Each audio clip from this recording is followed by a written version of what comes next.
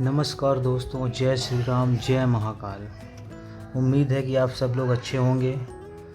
दोस्तों, आज का ब्लॉग है भानगढ़ किला। शायद कोई ऐसा हो जो भानगढ़ किले के बारे में ना जानता हो। भानगढ़ किला जो एक भूतिया किला के नाम से भी जानते हैं। दोस्तों, भानगढ़ किला की अगर बात करें तो भानगढ़ किला राजस्थान और जयपुर के बीच में है। भानगढ़ किला 17वीं शताब्दी में आमेर के राजा मानसिंह ने अपने छोटे भाई राजा माधव सिंह के लिए बनवाया था। भानगढ़ किला की कुछ बात करें तो माना जाता है कि 1720 तक इस भानगढ़ किले के आसपास, यानी भानगढ़ किले में जो राज्य था उसके आसपास लगभग 9000 घर थे। आप अनुमान लगा सकते हैं, लगभग 9000 घर थे भानगढ़ किले के आसपास। फिर इसके बाद कुछ ऐसी घटनाएं हुई कि लोग वहाँ से पलायन करने के लिए मजबूर हो गए। अब लोग किस वजह से मजबूर हुए, क्या घटनाएं हुई, आइए जानकारी लेते हैं। बताते हैं आपको भानगढ़ किले के बारे में कि ऐसा क्या हुआ उस किले में कि भारत सरकार ने भी मान्यता दे दी इस भूतिया किला के लिए। आप अगर भानगढ़ किला जाएंगे तो वहाँ सबसे पहले आपको भारत सरकार का एक बोर्ड मिलेगा जिसमें बहुत सारी चीज़ें लिखी हैं। आते हैं भानगढ़ किले की बात करते हैं। जैसा कि जानकारी मिली है, काफ़ी लोगों से बातचीत की तो लोग अलग अलग स्टोरी बता रहे हैं, अलग अलग कहानी बता रहे हैं भानगढ़ किले के बारे में। तो कुछ बातें हैं जो आपको हम बताएंगे। सबसे पहले भानगढ़ किले की जो बात करें तो राजा माधव सिंह की इकलौती बेटी जो थी राजकुमारी, उनका नाम था राजकुमारी रत्नावली। माना जाता है कि राजकुमारी रत्नावली बहुत ही खूबसूरत थी। तो उनकी खूबसूरती के चर्चे आसपास हर जगह थे और आसपास के जितने भी राजा थे वो राजकुमारी रत्नावली से शादी करने के लिए तैयार थे। लेकिन राजकुमारी रत्नावली शादी के लिए अभी तैयार नहीं थी। तो आगे चलते हैं, देखते हैं चल के। राजकुमारी रत्नावली एक बार अपने ही किले के बाहर बाज़ार लगती थी, वहाँ पर गई। वहाँ पर उन्होंने इत्र खरीदने का फ़ैसला किया तो अपनी सहेलियों के साथ गई और एक इत्र की दुकान पर खड़ी हो गई। वहीं भानगढ़ के में रहने वाले एक व्यक्ति थे जिनका नाम था सिंधिया सेवड़ा, जो काले जादू के महारथी थे। सिंधिया सेवड़ा की नज़र महारानी राजकुमारी रत्नावली पर गई। तो राजकुमारी रत्नावली है तो ना ही पास जा सकते हो, ना ही बात कर सकते हो।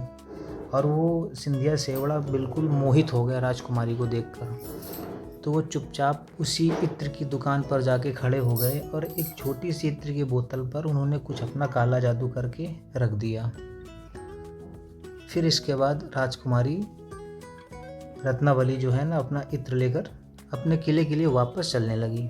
तो किसी एक सहेली ने कहा कि एक अनजान व्यक्ति इस इत्र की बोतल पर उसने कुछ किया है। तो रत्नावली ने क्या किया कि उस बोतल को एक पत्थर पर फेंक दिया। फेंकने से वो जो है इत्र वो टूट गया और उसी पत्थर पर गिर गया। इधर सिंधिया सेवड़ा ने काला जादू इस टाइप का किया था कि जो भी जिस व्यक्ति के ऊपर ये इत्र लगेगा, गिरेगा, तो वो व्यक्ति उसी की ओर खींचा चला जाएगा। तो वो पत्थर के ऊपर इत्र गिरा, वो पत्थर सिंधिया सेवड़ा की तरफ बढ़ने लगा और कुछ ही देर पर कुचल कर उसकी मृत्यु हो गई। तो कहा जाता है कि सिंधिया सेवड़ा मरने से पहले उसने श्राप दिया था कि इस किले का विनाश होना तय है, बहुत ही जल्द इस किले का विनाश होगा। एक कहानी ये है इस किले को भूतिया कहने की। लोगों का मानना है कि इस किले में लोग जाते हैं, गायब हो जाते हैं, वहाँ से बाहर आवाज़ें आती हैं, रात में जाना मना है, रात में डरावनी आवाज़ें आती हैं, किसी के होने का एहसास होता है, बहुत सारी चीज़ें हैं। तो अब आगे बढ़ते हैं कि दूसरी स्टोरी क्या है, दूसरी कहानी क्या है, ये आप लोग वीडियो देखने के बाद आप तय कर सकते हैं कि कहानी में सच कितना है, झूठ कितना है।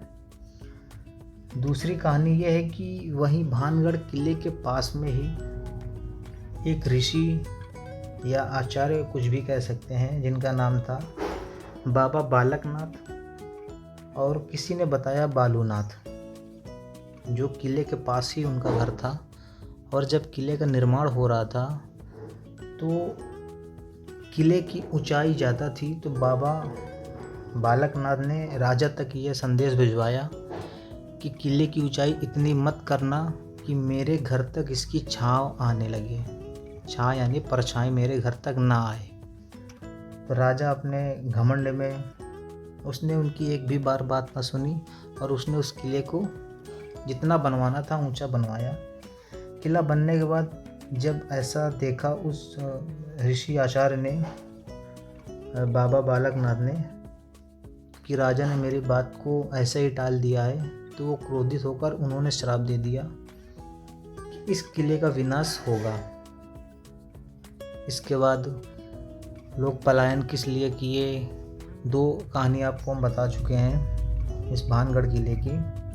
और तीसरी कहानी ये है कि पड़ोसी राज्य और भानगढ़ किले के जो राजा थे, उन दोनों लोगों में युद्ध हुआ और बहुत ही बड़ा युद्ध हुआ, जिसमें भानगढ़ किले के जितने भी सैनिक थे वो सभी मारे जा चुके थे। किसी तरीके से राजा और उनके घर के कुछ सदस्य बच गए थे। तो इधर उधर से अपनी जान बचाते हुए राजा और उनके घर के जो व्यक्ति थे वो किसी तरीके से अपना भाग गए, वहाँ से निकल गए कहीं और दूसरे राज्य। और वहाँ से वहाँ पहुँच करके उन्होंने एक बात कही या अफवाह उड़ाई, क्योंकि वो किला था और एक राजा का था, तो उस किले में सोना चांदी हीरा मोती बहुत कुछ होगा, तो हमारे यहाँ से जाने के बाद वहाँ पर कोई आक्रमण ना करे, वहाँ कोई जाए ना। इस वजह से उन्होंने ऐसी अफवाह फैला दी कि ऐसा ऐसा है, वहाँ भूत हैं। जो भी हो, ये हमको सुनने को मिला है। और एक छोटी सी चीज़ और कहेंगे कि भारत सरकार ने इसकी मान्यता दी है और ऐसी जगहों पर पुरातत्व विभाग का तुरंत कब्जा होता है और पुरातत्व विभाग का ऑफिस होता है। लेकिन भानगढ़ किला ऐसा है, ना ही कोई पुरातत्व विभाग गया है और ना ही कोई ऑफिस है। दोस्तों, अगर हमारा वीडियो पसंद आया हो तो लाइक और सब्सक्राइब ज़रूर करें।